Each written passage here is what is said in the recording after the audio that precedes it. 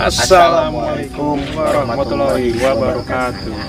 Selamat datang lagi di channel kami, di channel Jejak Kesepuhan. Oke, ini kali ini kita sedang berada di mana nih? Kita kebetulan sekarang lagi berada di Makom Uyut Asma ya, yang biasa dikenal orang sini dengan sebutan Makom Uyut Asma. Lebih tepatnya ada di sekitaran Tangerang, teman-teman ya. Kita di sini mau ngapain nih kita di sini? Seperti biasa kita bakal mengulas ya yang ada di sini tentang apa dan siapa dari Uyut Asma ini, latar belakangnya ya, apa, seperti apa, dan kebetulan kita juga sudah bertemu dengan penjaganya ya. Nanti kita bakal ngobrol-ngobrol lebih lengkapnya seperti apa. Terus gimana? Ya, Ini dari apa? Suasana di sini cukup adem ya. adem, tenang ya.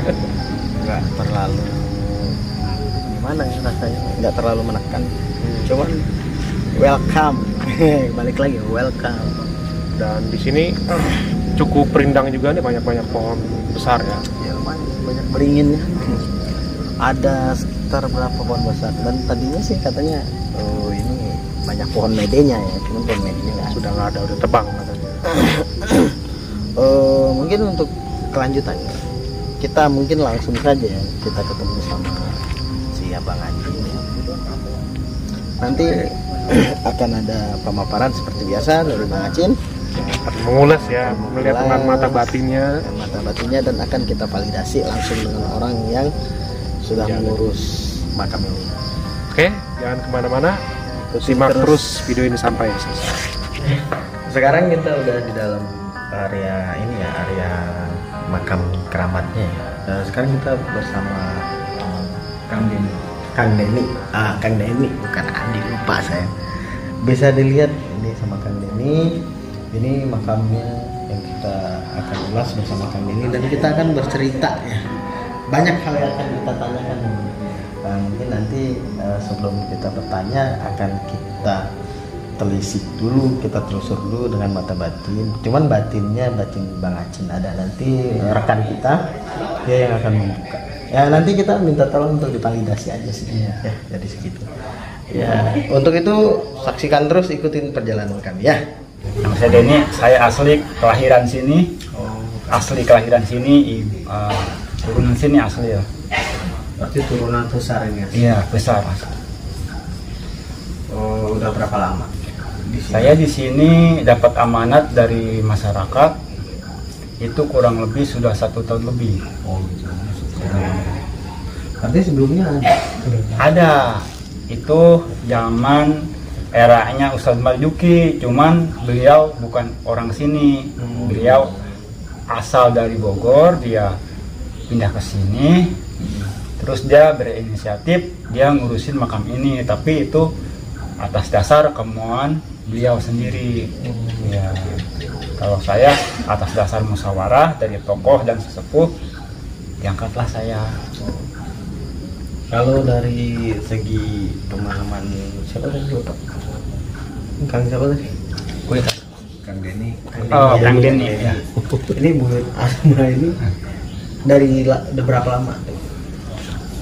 Kalau saya ditanya berapa lama, mungkin saya jawabnya nggak bisa pasti.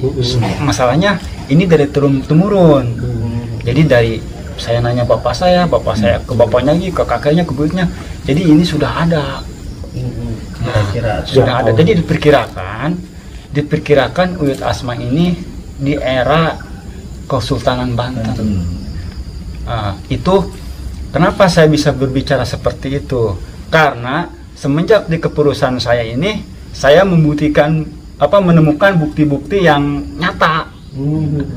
Salah satunya, saya menemukan nisan-nisan kuno yang sejaman dengan era Kesultanan Hasanuddin, yang berbentuk gada ataupun yang berbentuk pipi. Itu kurang lebih saya sudah menemukan kurang lebih 10 lah. 10 di makam ini. Kurang lebih. Ada di sini. Di area makam ini. Iya, di area makam ini. Sebagian sudah saya ada yang saya disimpan di rumah, sebagian masih ada di sini.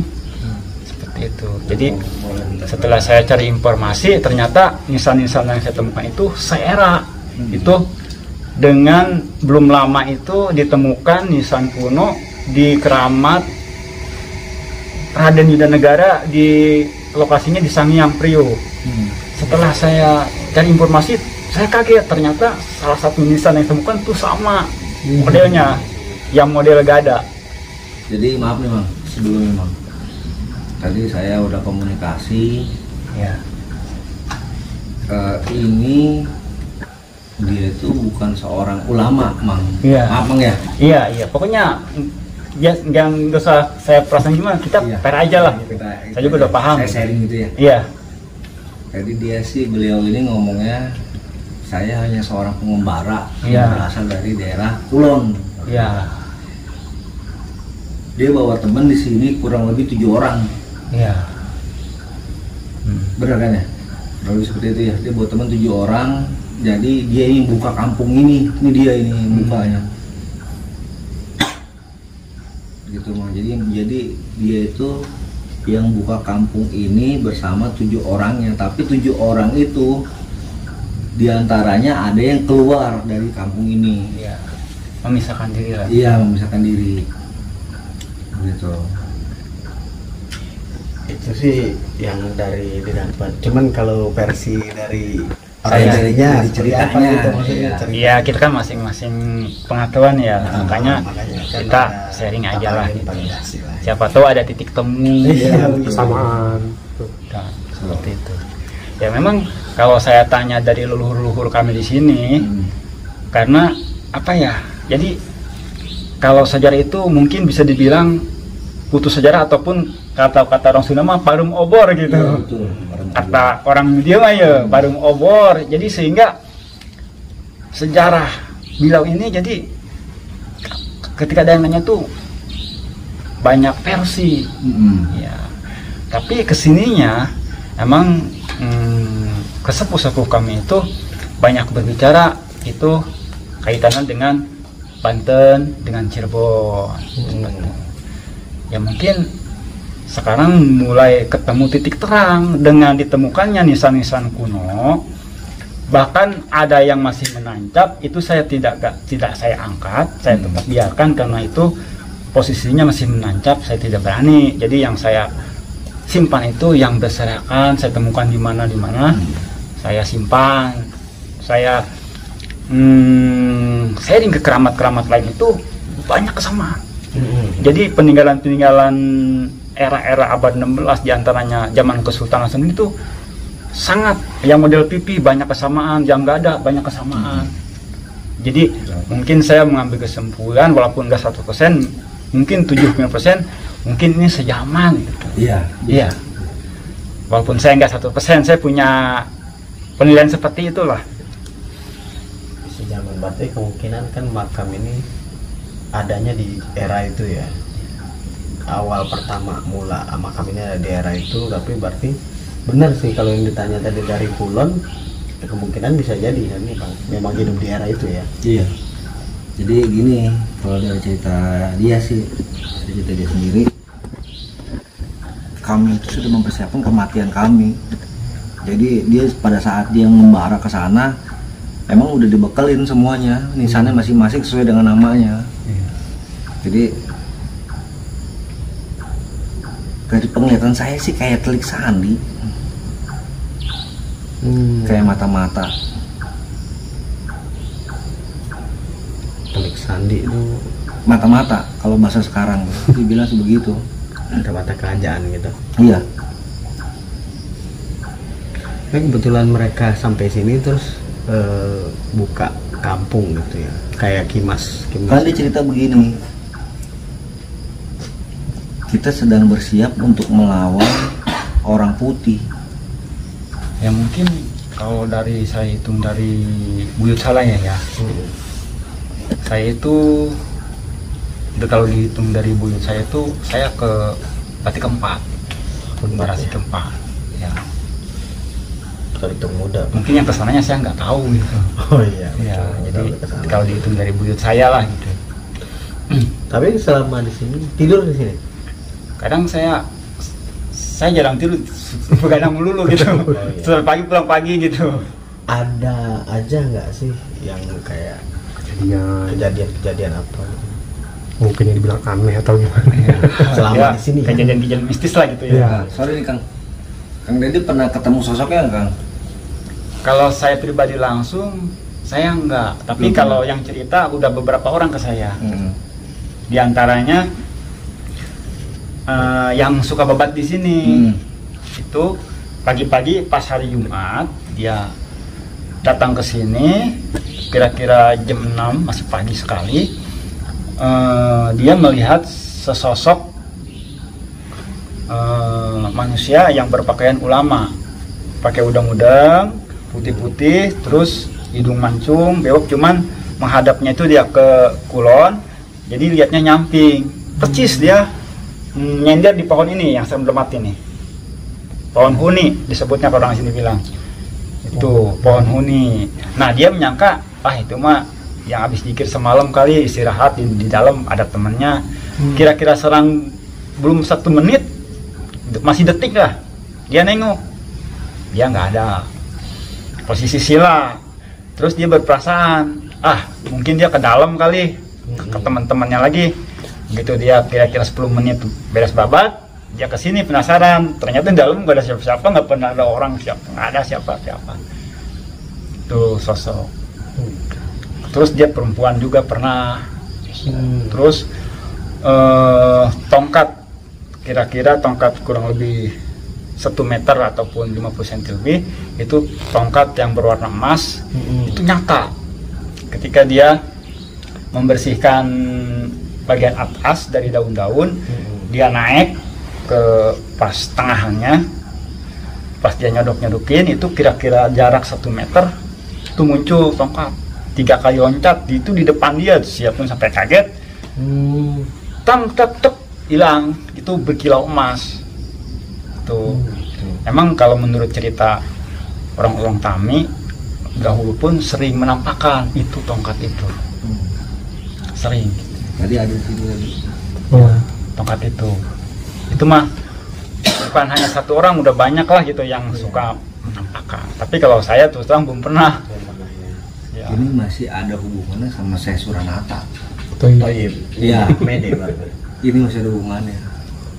Jadi di tahun 1700-an, pada saat Jayakarta mau menyerang Kebantenan, Kesultanan Banten mau menyerang ke Jayakarta. Jadi dari Banten ini udah mengirim 3 kekuatan yang disebut 3 raksa di sana. Dari situ sebelum jadi itu perang, semua Telik Sandi turun semua di perbatasan Sungai Cisadane yang sekarang ada di Kodim Robinson. Karena di situ. Jadi Tangerang itu wilayah bebas. Wilayah bebas di antara, karena sudah pernah ada perjanjian antara Belanda dengan Kesultanan Banten. Cisadane itu batas wilayah bebas di situ. Nah, kenapa namanya Tangerang? Karena Tangerang itu kan artinya kalau bahasa Banten kuno itu perbatasan, tenggeran. Artinya. Tenggeran. Berarti dari abang sendiri tongkat tadi, ya kan tadi ada cerita tongkat. Kemana yang dari penglihatan abang itu tongkat? Tadi ngeliat apa tuh? Tadi sih di arah sebelah kanan saya di situ tadi. Itu perwujudan dari mata busur, Pang. Jadi ada panah, ujungnya seperti itu. Ujungnya. Kenapa dia sering nampak di sini? Ya namanya gimana sih, barang-barang yang sudah diberikan karomah sama para pimpinannya pasti ada isi hodamnya, itu udah pasti gitu. Udah pasti. Itu ujungnya lancip itu Bang ya. Iya. Ini kayaknya nyambung sama bukti yang sering ditemukan. Jadi memang orang-orang ya seperti orang-orang spiritual ya, itu suka memburu itu. Kenapa? Jadi ini kalau lagi musim normal, bukan musim kemarau, setiap tanah itu saya sering menyaksikan itu bekas tancepan. Jadi seakan-akan bekas nancep itu banyak banget. ini menurut saya nyambung lah gitu. Karena saya menyaksikan gitu. Saya kadang-kadang berpikir ini taplak apa, ini bekas apa? Bekas babat bukan, apa bukan? Itu banyak sekali. Tapi ada yang dicari mang, kata dia mang, ada lagi yang dicari. Karena suka orang warna biru tuh mang situ mang, seret biru gitu. Ya. Jadi beliau ini bawa pisau, itu yang dicari. Bendera.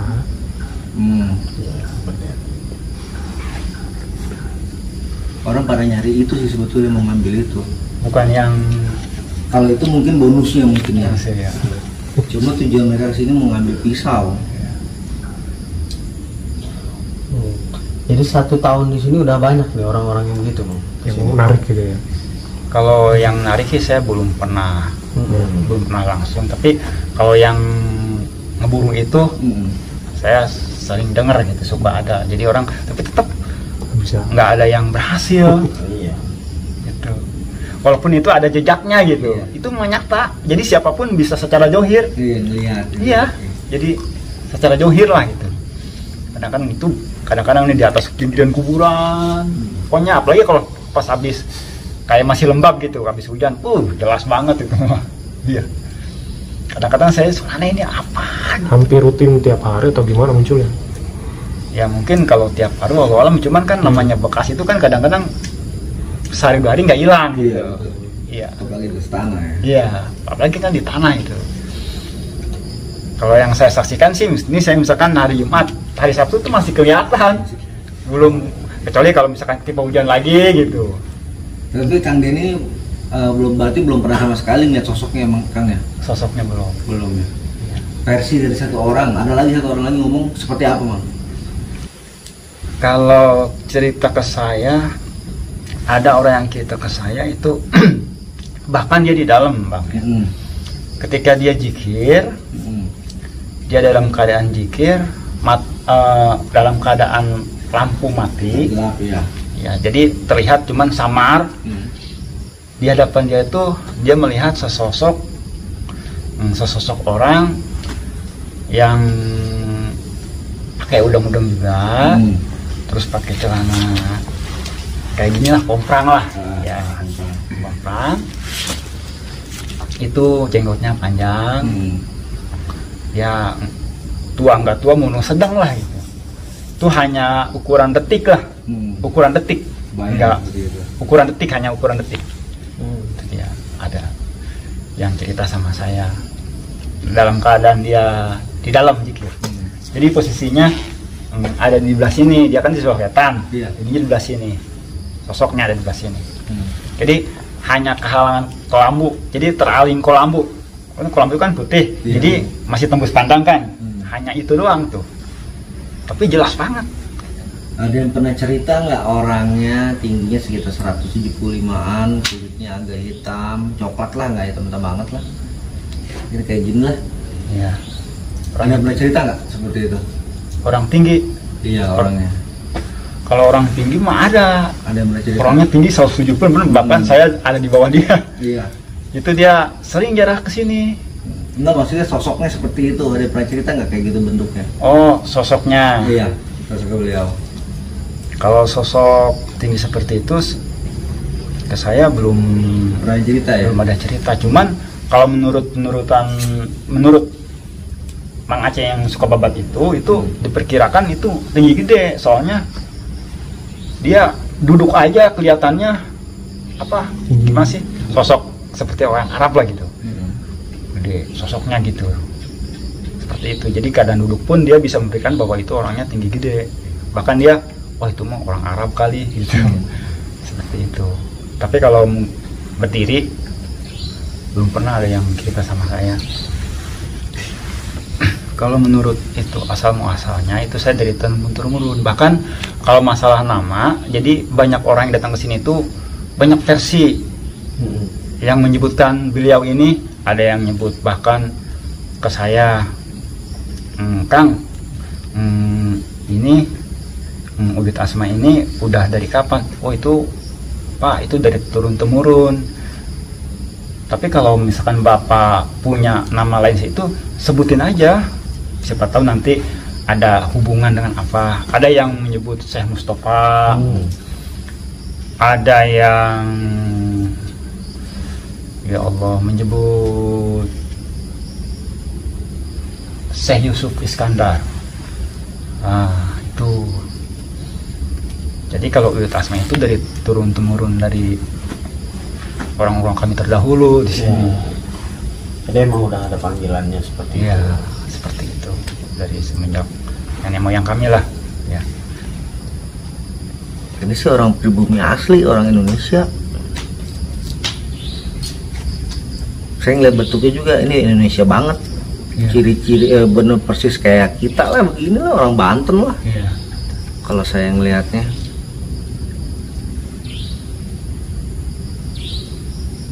Pakaiannya mungkin kayak pertama. Saya lihat baju coklat semua. Coklat, celana komprang. Udeng-udengnya juga coklat.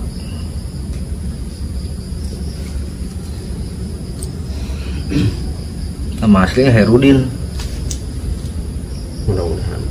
Insya Allah ya. Insya Allah. Tapi ya balik lagi, Iya, ini kan iya, namanya benar. penglihatan Iya. masing-masing pasti akan berbeda. berbeda. Cuman ya di sini berarti di kita memang yang kita lihat dan tertampak kayak seperti itu ya.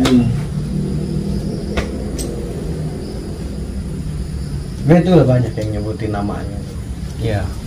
Di antaranya itulah nama-nama, ada yang Syekh Mustafa, ada yang Syekh Yusuf Iskandar.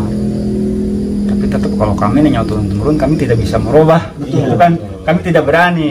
Kami tidak berani. Tetap saya memakai nama tersebut walaupun ketika saya tawasul tetap itu yang saya pakai. Jadi orang yang ribut bisa didamain, orang yang berisik bisa dibikin diem.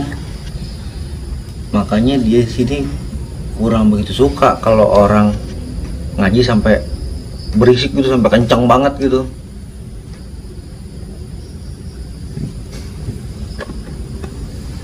Ini beda banget sama yang di sono. Dia nggak suka keramaian. Tapi memang ada apa yang abang ceritakan itu ada apa ya, ada sesuai lah, ada kesesuaian. Banyak orang-orang yang kesini itu kalau orang Sunda bilang itu cari panisan. Ini bukti nyata, saya bukannya kata orang, langsung berhadapan bicara sama orang yang bersangkutan. Salah satunya ada orang luar dari daerah sini, dia punya masalah dengan polisi, pokoknya DPO lah. Karena dia takut, dia mengingat di sini karena ini kan salah satu mungkin tempat sepi apa gimana lah gitu, menghindar lah. Dia di sini kurang lebih udah 3 hari. Walaupun dia takut, dia maksa diri.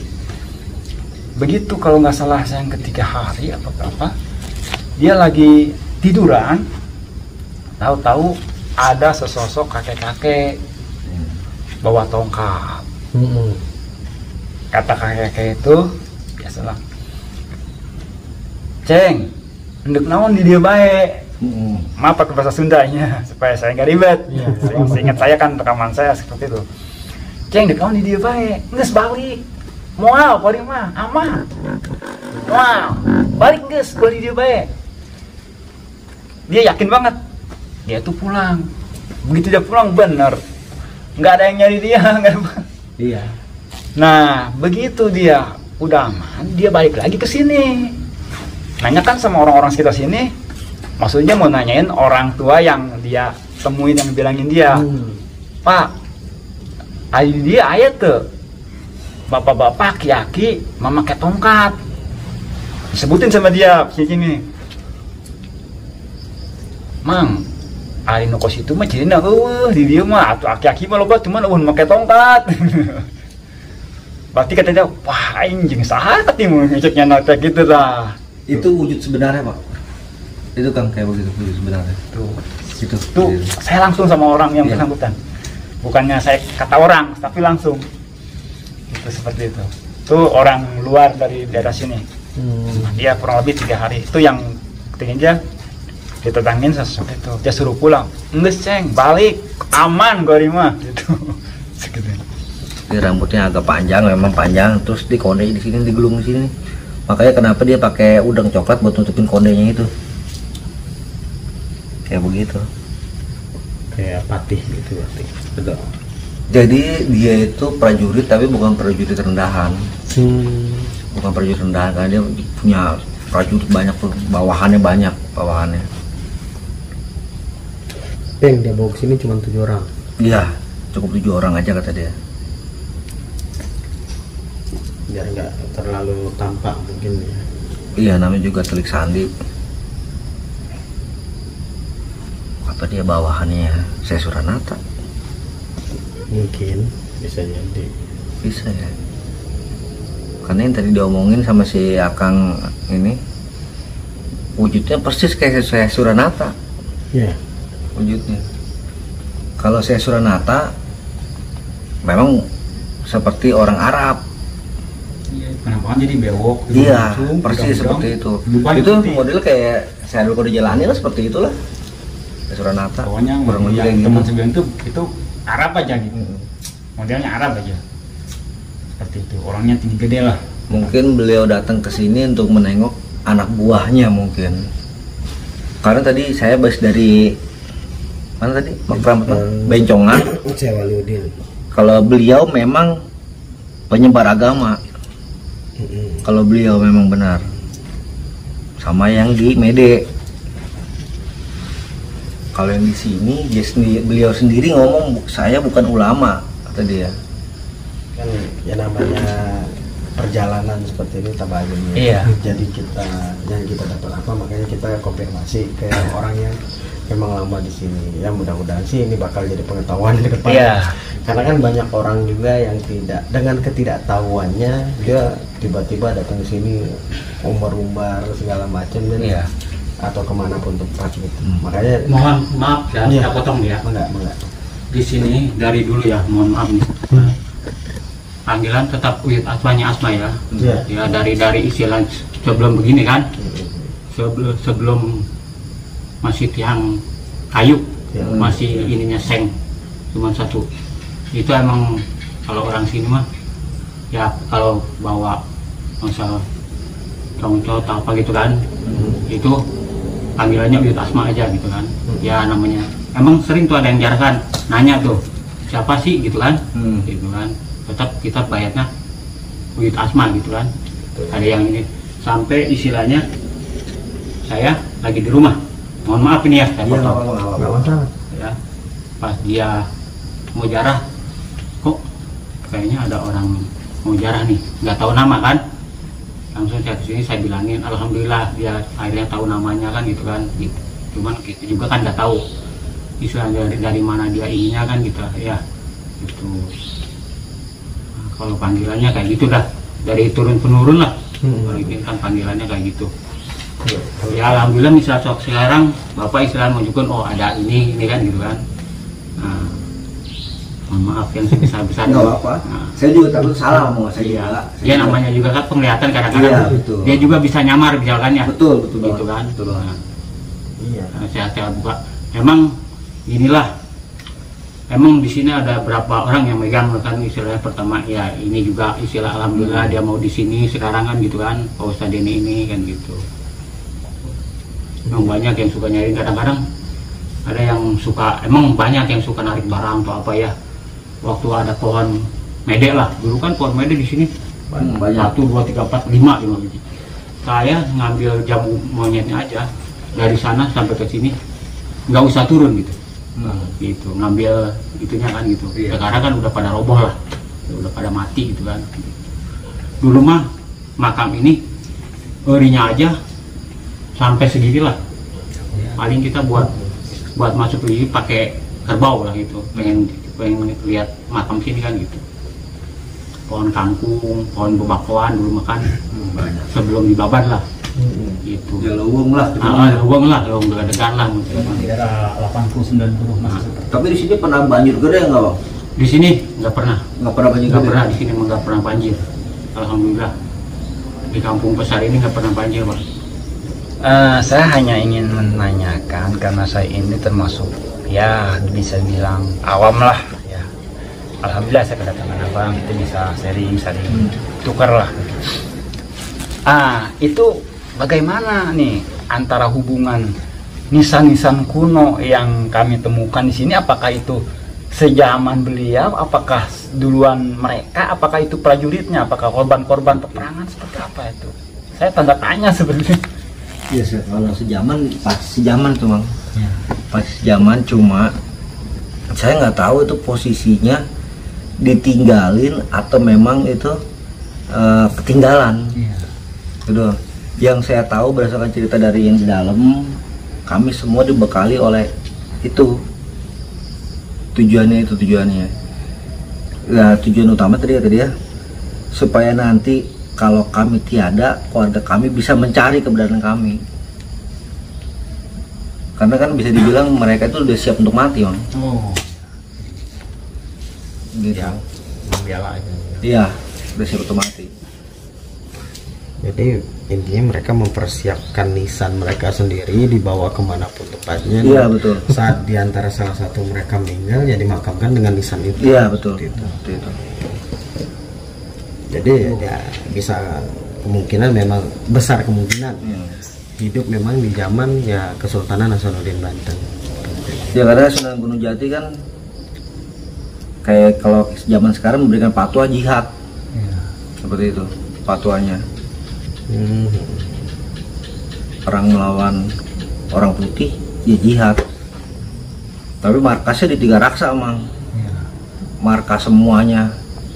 Makanya Tiga Raksa itu kan artinya 3 kekuatan, Mang. Jadi dari 3 kerajaan gabung menjadi 1. Harusnya 4. Cuma Cirebon nggak melewati lautan, Cirebon melewati daratan. Gitu. Jadi semua anak-anaknya kumpul di situ, di Tiga Raksa itu. Nah, kita lagi menuju ke arah sana, Mang. Jadi kita lagi mencari jejak petilasannya. Jadi jejak sejarahnya. Seperti makam Nyimas Melati. Saya baru dapat 1, dan itu pun bukan makam, itu hanya petilasan, itu hanya makomnya. Ada yang bilang di daerah sini, di daerah Tanjung Pasir, ada lagi yang bilang di daerah Tiga Raksa. Saya baru datang di daerah mana? Telaga. Di Demang Mester. Ya. Saya pernah di situ. Pernah di situ. Ya.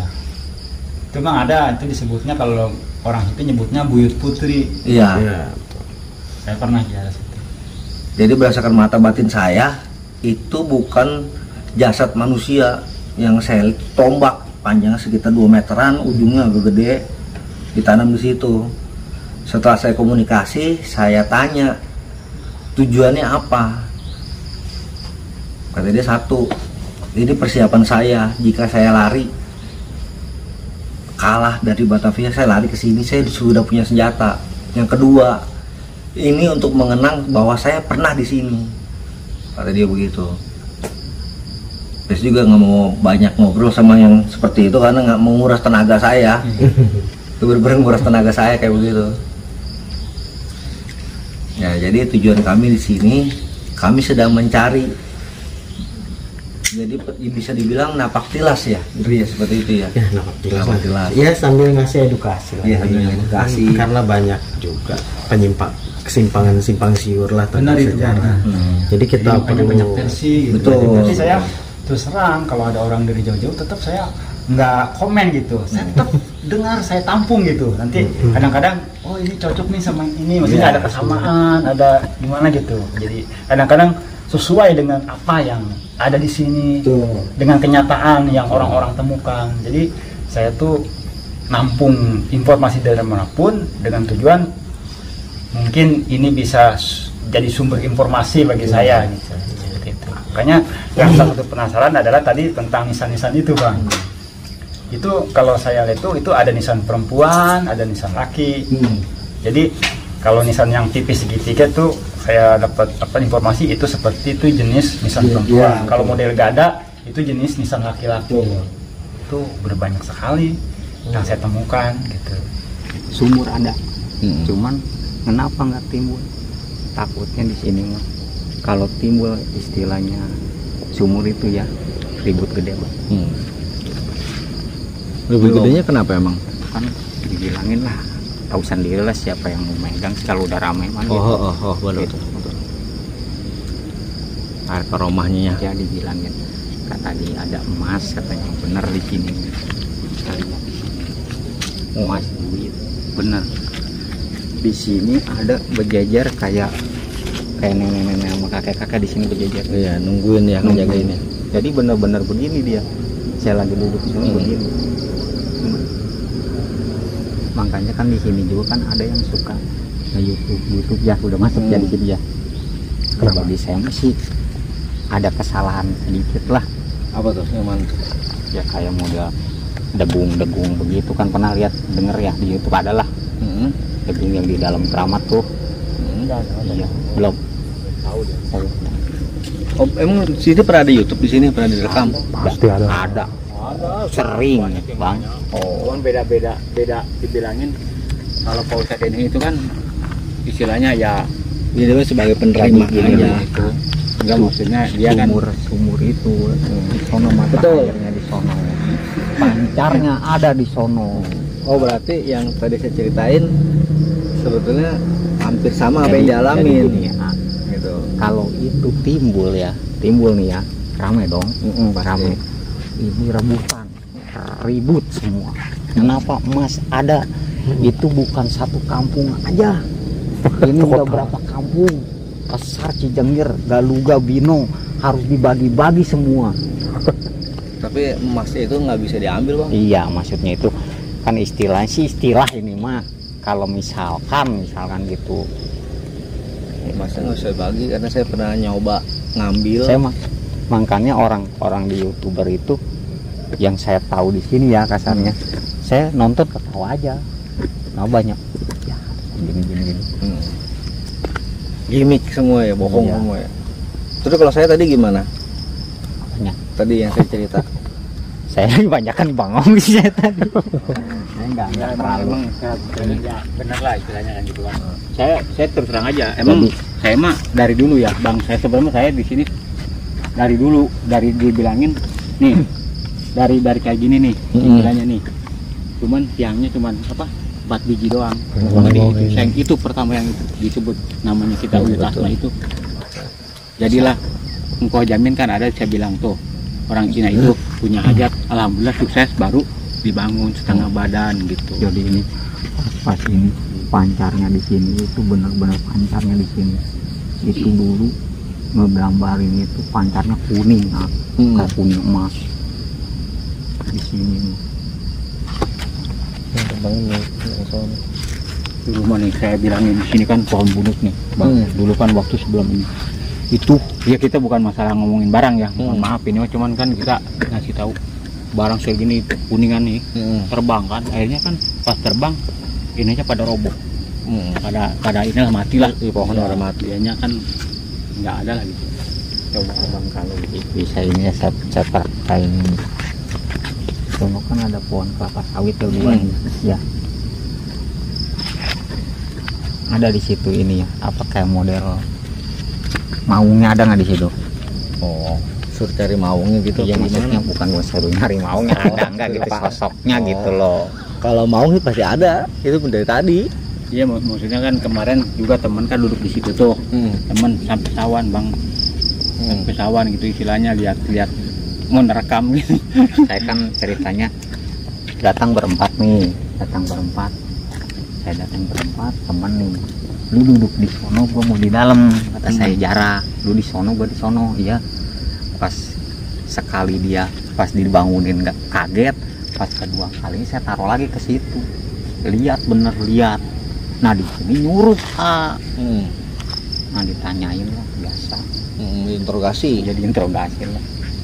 Di sini ada makam Jawara emang ya? Di sono deretan sono. Tuh, Iya, kalau itu ada Jawara dia tuh. deretan ini. Iya. Jawara. Deretan Ininya sono. apa ya serba hitam Jawara. ya, pakai pangsit kan? Ke Bangsi ada gelang baharnya. Bener. Benar. Oh. Makanya kan Saya mah Kan saya ngomong. jujur aja kalau untuk seperti ini takut ada salahnya juga saya makanya Terus nggak mau banyak megang cerita. maungnya nggak? Nggak mau. Saya. Ini abang yang aing Satu lagi. Emang enggak, orang lagi kerja jaga suruh pada mau pada lari semua. Enggak, maksud saya mau ngusap nggak, ngerasain ngusap. Ya balik lagi, ini hanya sekedar pengetahuan ya. Tujuan kami di sini untuk memberikan edukasi, untuk memberi pengetahuan tentang sejarah, jejak kesepuhan yang ada di sekitar kita, dan mudah-mudahan channel ini semakin besar ya, dan kita bisa ke tempat-tempat lain yang lebih banyak. Dan yang terpenting mungkin bisa mengedukasi juga buat kalian yang belum mengetahui sejarah yang ada di sini, ataupun bagi kalian yang mungkin mau ke sini juga. Nah, seperti inilah yang kita lihat dan tahu bagaimana kisah dan sejarahnya. Ki Uyut Asma, ya, ada Ki Uyut Master, ada Ki Uyut Asma. Jadi, ya mungkin itu aja sih untuk hari ini. Lebih dan kurangnya kami sebenarnya mohon maaf ya. Karena sudah pukul jam berapa sekarang? Jam 3 Sekarang udah pagi. jam 3:15 Karena pagi. saking lamanya kita komunikasi sampai lupa waktu. Iya. Bagi teman-teman yang kira-kira bila ada kesalahan dari kami ya itu hal wajar, dan mungkin ini kalau memang ada yang lebih paham kali ya boleh komentar ya, komentar lah ya. Karena kembali lagi seperti yang selalu diingatkan, sawang sinawang, apa yang kami lihat belum tentu yang kalian lihat, dan apa yang kalian lihat juga belum tentu sama dengan yang kami lihat. Demikian dari kami, saya Andri Padera, saya Adi. kami Mobil Unggur. Assalamualaikum warahmatullahi wabarakatuh.